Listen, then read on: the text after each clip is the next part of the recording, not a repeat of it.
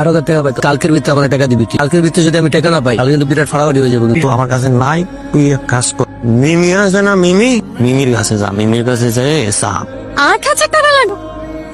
তোমার বাবার এত বড় বিজনেস, তুমি বিজনেস জয়েন করো না কেন? কিছু কথা বলার ছিল। আমার বাবার কোনো ব্যবসা নেই, ইনফ্যাক্ট আমার বাবাই নেই।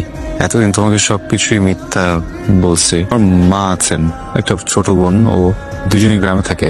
আমি এখানে যে টিউশনি গুলো করাই, ওই টাকাগুলো খরচ করি না, ওগুলো বাড়িতে পাঠিয়ে দেয়। যে মেসে থাকি ওখানে যে মিল খাবো 3 বেলা, ওইটার টাকাটাও থাকে না। তুমি এতদিন আমাকে মিথ্যা কথা বলছো, এত মিথ্যা কথা বলার পর আবার তুমি টাকা নিছো আমার থেকে।